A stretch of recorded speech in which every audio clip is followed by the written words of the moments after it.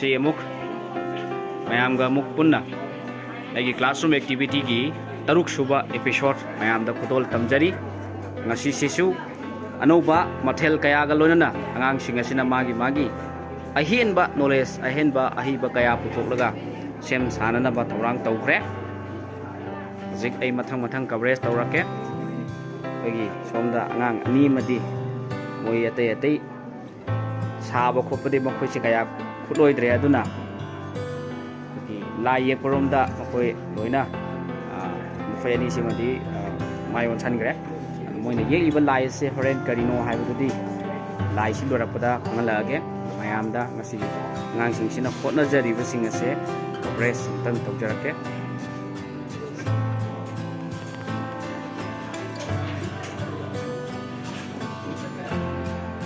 kari sagadori bno habu sengang sing khangde kaino mi mangana kulli brasina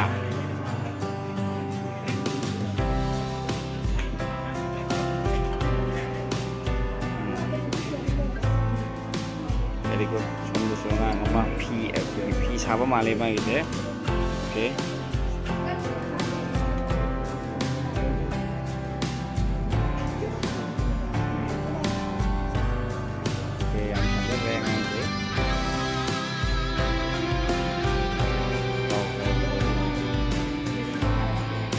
hai lagi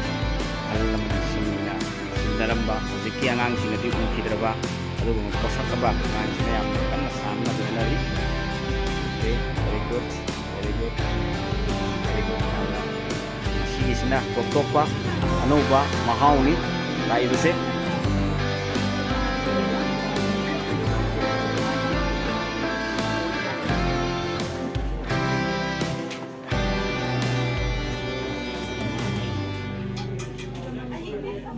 ngang sina tawriba se akhoi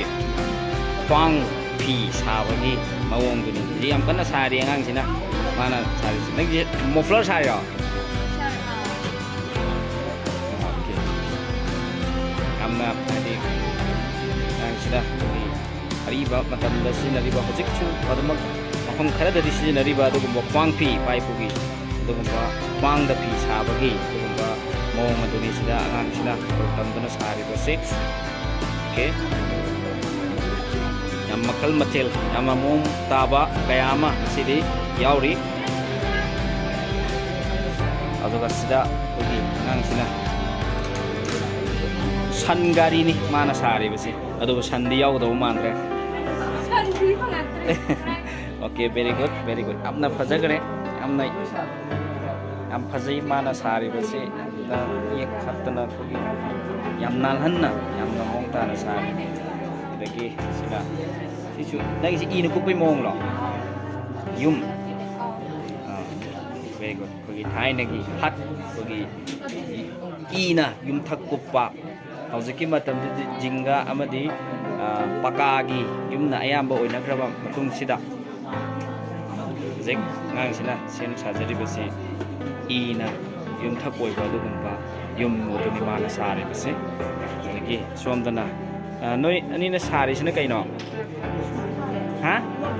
loktak pat very good loktak pat ki adugumba fajaraba saktam kuma yamna kanna ngang sing sina sana bo honari loktak pat ki khogi phumdi na koi question laga leiba nga pham torga leiba jaga mong yam ta na semi ngang khoi ani ta semjabani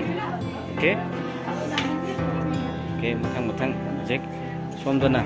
ngang sing sina yum moi kari hoi tawba kaya ma sem sana bo honari horen lorak pada kari no haibu di yengasi okay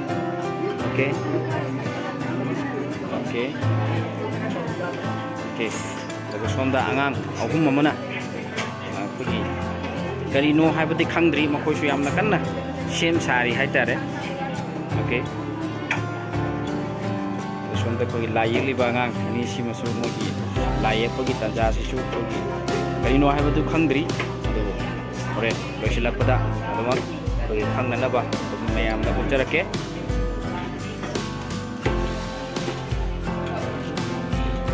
hojik angang sing sigi marak tagi makal mathel gi oiba atopa activity sing tongna ba sem sari ase ahan ba angang ama hana tholaga magi activity hana tawon jage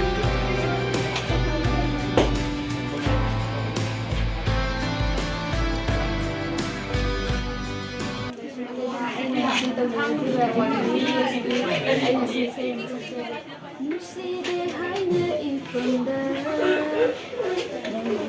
Jimba namukta hairami Omtak nilay hauradaba Wahay na karapahalani Aibu tenduna tamlani Nangi minshi aduna Waraw walay haudanaba Aigi kamayasina Nushi desina hayrami Maitong awaba utanda Nushi desina hayrami Maitong awaba utanda Hawkaba tawdo Handa nishin handuna Hangudaba mikukmada Nangi min kanduna Nushi babuya kay handuna Kanawa handanaba Nushi babuya kay handuna Kanawa handanaba Nushi desina hayrami Maitong Okay, yamna fazarba angang amagi isay ama tagraw matungsida hojik angangsingina tawjaribasingi amuk video coverage amuk tawjarake hojik makhoi ahumsina semlibasi karino noi ahum semi sem tairo kari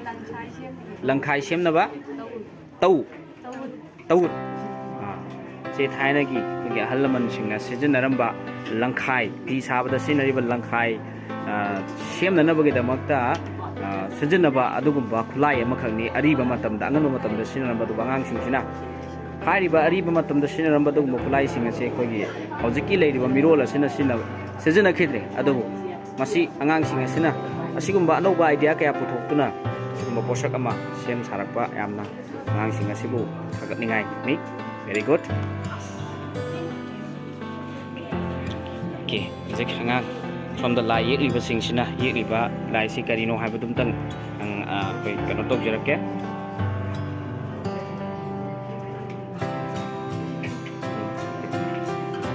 nangna yekliba lai si ki thim hairo karino nang ye hojik koi ba irang si ke do ba maram de yekone ba ko thim se sini okay from the ngang sina ye sina makok yaudri nangni ye sina kai no kai thim no ha ite ni pising ne ba okay very good jek thang charake jek nangna sem sana ba noi ani na sem sana ba honori ba sikari no Maitai Yumjau. Okay, angakpa gyal loksing kaya putokuna angang singa sina Maitai Yumjau. Ngan mamatam dala ramba du ngam Maitai Yumjau. Sakta mamasana na batorang tauri. Okay.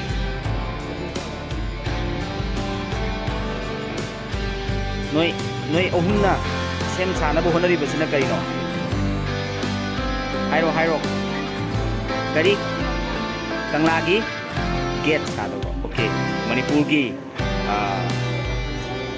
Ningthau singi konung oiriba kangla siki wa puli get wa puli pokong aina jo khangna ba dum thong du mali oina hajik sari basi very good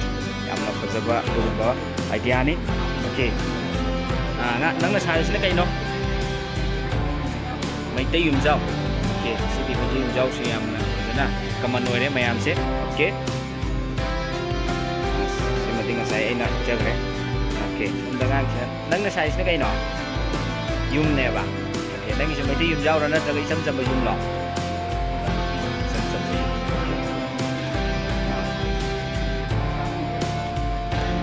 nangna semi bersih na kayo no ba, bel, oh jagoy thok pagi, okay. Amna fazaba pagi, no ini pun bra, okay.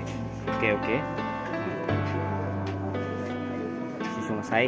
hai kre loktak part ki saktam ni hojik angang sina sem sajari bangang ani sina sem sari base okay very good okay loktak pat yamna fajari among ta na fajari hojik somda angang amana magi sangari si sem sabal lo sile machu tairi kanna okay somda su angang amana ina yumthak koiba adugumba yuma masaba loidana machu kanna sangli aduga matai gi sina nana sem sina kaino ha greenhouse okay greenhouse very good yamna hojiki matam siga chana ba adugumba kanoni figure ni hai tare very good okay okay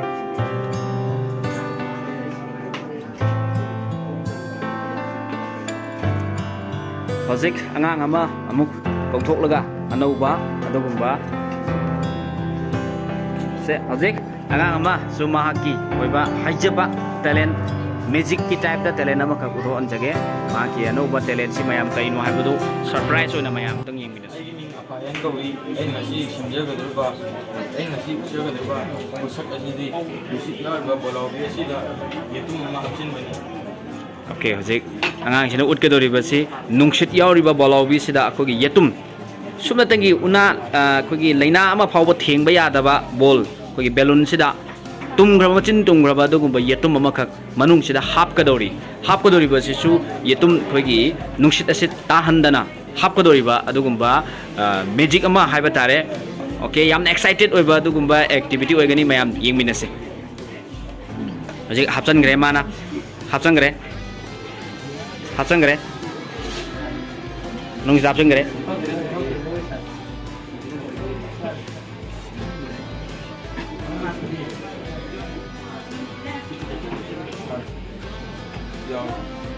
okay hojik yetum je manung da yaugre manung da yetum si yaugre adubo hojik bol sidi nungsit ta dan haibadi bol se pokhai dana adumak adi hanagi phibam da adumak leiri masini yamna adi haiba aduba angang singge talent sing very good okay zik angang sing sigi somda langkhai sariba angang sing sisu loshela ka dore andaki anauba magi technique sing sijinari zik langkhai sariba pot ase puna angang oringe da akoina phawba uhudraba adugumba khulai amani haiba tare akoina sem sari basi yamna mawong tana sari adi anganba thainagi ahlaman singna sejinaramba amasung yamna hai singna langsibu khogi punchal handana lang sijinaba yananaba mawongda langkhai semba yamna angakpa phanglaba adugumba anganba matamgi ahlaman singna sinduba khulai ase angang singa sina hojik ki naharon singna hojiki angang singna puthораktuna sigumba gyan loksing idea kya puthораktuna sigumba ma ni haidana puthorakpa angang singge gyan adukki mati thaganingai ni okay hojik sem sabal lo selak angang singdi haitare wa yam phajagre amna loktak pat ki phumdi mathakta saba loktang sangni mana hojik sem sari base yam phajagre mong tagre okay somda numit ase thet na bakan honari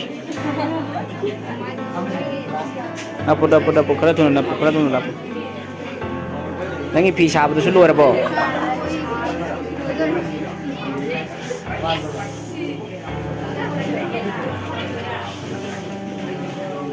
phi kanna sari magi se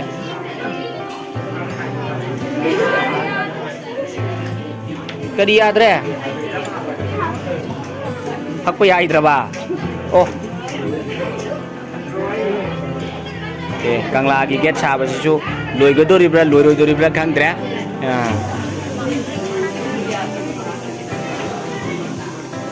somda maite yumjau su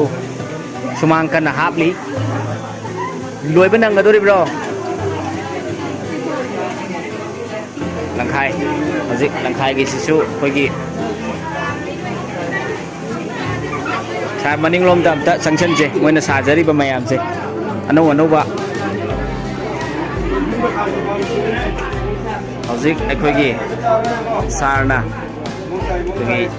yengchalli khoigi principal na ngang sing sina sathari ba tawjari ba se yengchalli sa kwangphi ne mana sari ba se ꯁꯤ ꯍꯧꯖꯤꯛꯀꯤ ꯃꯇꯝꯗꯗꯤ ꯄꯥꯛꯅ ꯎꯗ꯭ꯔꯕ ꯑꯗꯨꯒꯨꯝꯕ ꯀꯩꯅꯣꯅꯤ ꯃꯃꯥꯡꯉꯩ ꯃꯇꯝꯒꯤ ꯑꯗꯨ ꯑꯉꯥꯡꯁꯤꯅ ꯁꯥꯔꯤꯕꯁꯦ ꯌꯥꯝ ngasi di ayam mana loya traditional lom do loy chakre som da tu sa loktak pat loktak pat ki khoi gi kumdi mathak ka saba kano sing adagi som da na somani gi sina khoi gi amana greenhouse ni sa greenhouse amana greenhouse adagi amana khoi gi meti jum jaw sisu ina imthak oi ba aduga sina yong sa sina sangari asimo di bo fazarada yamna man gresi madi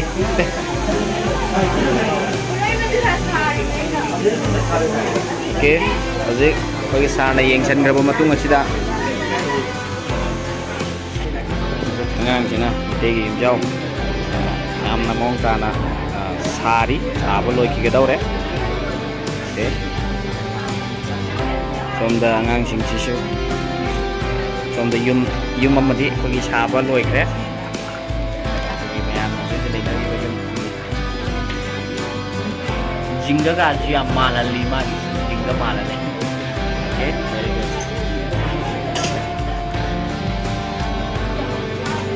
hojik angang sing loi ba yaw kre pakalo khara thang lo ai nang mama le thoi du kai gino singam tu sai gino ngai jek ama sangari saba loi gre hogolo duga ngang amana jek magi greenhouse saba loisan gre very good okay very good jek angang amasu magi mitei yumjau saba loisan gre okay amasu khoi maitai gi angan matamda leiramba adugumba khwangphi mana sai sajarambada khwangphi do lotion gre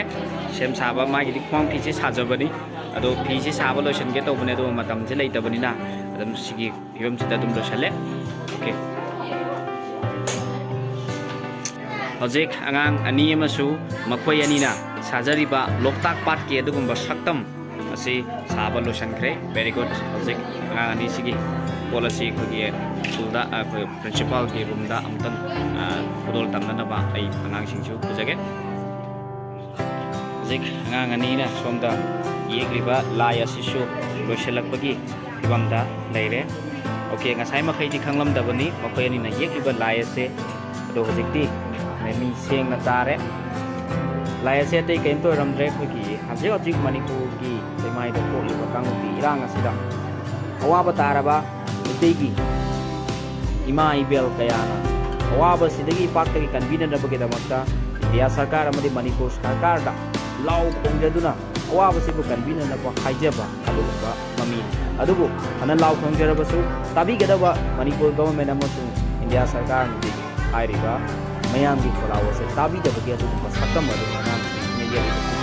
yamna badaba timni aduga somda ngang amana yegi basna sai makai di yamna gari no hai bu khangam da bane do ko magi machu men te ko mata masdari kan ye ni basi kai ma tak na ma te ken to ramdre handa ki mani ko gi kanglu ki bi rang asida mama obita na tuna nupa oi ba kaya tanatna mani pu da lei ba adum no wan ha ujari ban kaya imom kaya imagi mamom kaya su lana su da sal yari haiba adugumba hamna na ba haiduna huyen mamom haiba adugumba ima singli macha kaya na semjaba adugumba organization adugi bagi logo ni sidanga ni ye ni very good amna pajaba thimni hojik angang kaya angang kra akoigi sem sajaba lotion thaw matung sida lehuri bangang singa sisu sem saba loiraka dore hojik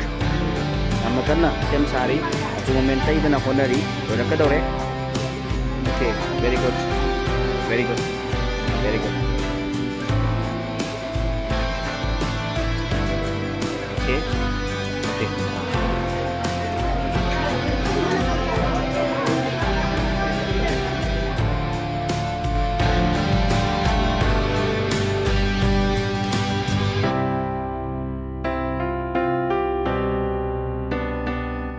ꯑꯁꯤꯒ ꯏꯔꯣꯏꯅꯅ ꯉꯁꯤ ꯄꯥꯡꯊꯣꯛꯂꯤꯕ 6 ꯁꯨꯕ ꯑꯗꯨꯒꯨꯝꯕ classroom activity ꯑꯁꯦ ꯉꯁꯤꯒꯤꯗꯤ ꯃꯇꯥꯡ ꯑꯁꯤꯗ ꯂꯣꯏꯁꯤꯟꯖꯔꯦ ꯃꯊꯪꯒꯤ ꯏꯄꯤꯁꯣꯗ ꯉꯥꯏꯕꯤꯔꯝꯃꯨ ꯃꯊꯪꯒꯤ ꯏꯄꯤꯁꯣꯗꯇ ꯑꯃꯨꯛ ꯑꯅꯧꯕ ꯑꯥꯏꯗꯤꯌꯥ ꯀꯌꯥ ꯑꯅꯧꯕ ꯄꯣꯠꯁꯛ ꯄꯣꯠꯂꯝ ꯀꯌꯥꯒ ꯂꯣꯏꯅꯅ ꯑꯃꯨꯛ ꯃꯌꯥꯝꯗ ꯈꯨꯗꯣꯜ ꯇꯝꯖꯔꯛꯀꯦ ꯉꯁꯤꯒꯤꯗꯤ ꯊꯦꯡꯛ ꯌꯨ ꯒꯨꯗ ꯕꯥꯏ